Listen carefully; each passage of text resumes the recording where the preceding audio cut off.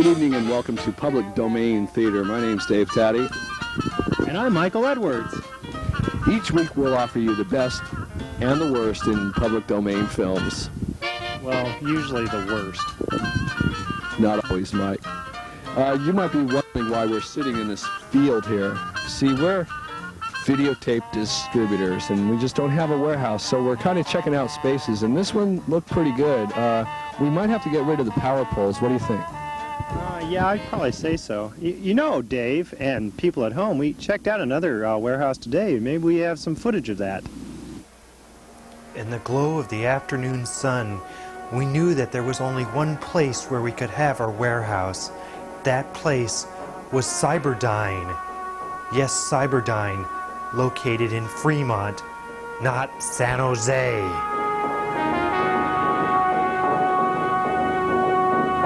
This is where we were going to set up our warehouse, but, you know, Mike, he had a little bit of an accident. Tell us about it, huh? Well, you know, I got the gas pipes mixed up with the electrical conduit, and, well, here, we'll show you what happened. Gee, it's too bad about that building, but, you know, on this show, we'll also show exciting, high-budget, and well-acted serials from the 30s. Come on, Mike, you got to tell the truth. Well, they are from the 30s. Once in a while, we may have a cartoon also, just as soon as we find one that's in the public domain. Tonight, we start with Chapter 1 of the 1937 serial Dick Tracy.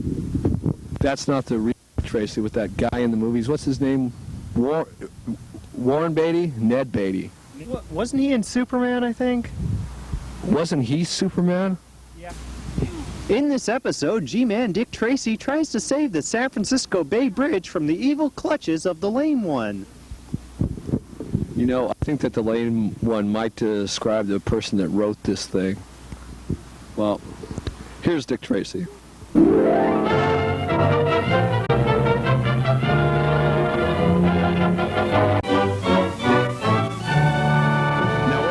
Exciting, the crane falling right on Dick Tracy, and it didn't even look to squish him or anything.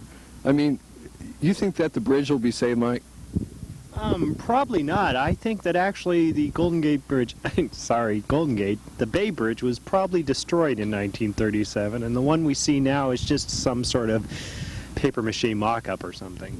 Yeah, well, best of luck to Dick, and we'll see Dick again next week.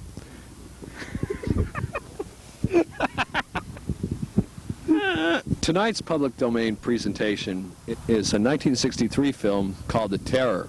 And who's in this movie, Mike? Well, it has Boris Karloff, as a matter of fact, and it was filmed by Roger Corman. Now, you know, Roger Corman had been working on a film called The Raven before, which had really nice sets. And he really wanted to use these sets, but they were going to get torn down in 3 days. So they just shot while they were tearing down the set to use them as much as possible. Now, the other thing is Boris Karloff's in the film, and I guess he cost too much money to use, so they had to shoot all of his scenes in 3 days during that time. And what they did was they basically just had him yell out lines at random. It didn't matter really what he said, because they just write a script around it later. And there's also somebody else in the film. Yeah. Jack Nicholson. He's like one of my favorite actors of all time. And I think that this might have been his first film. 1963, it seems like, you know, quite a while ago. You know, that's what, with my math, 28 years. And Jack's got to be around 50, so, you know. It's about, well, anyways, getting back to Jack Nicholson, his part in this movie was shot over a 9-month period, only on weekends, which means that he might have had a day job at the Pack and Save or something like that. I don't know. But was there Pack and Saves back then, Dave?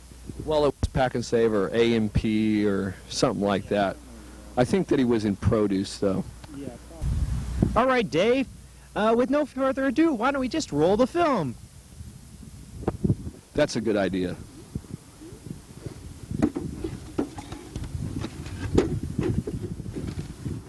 Mike, you madman.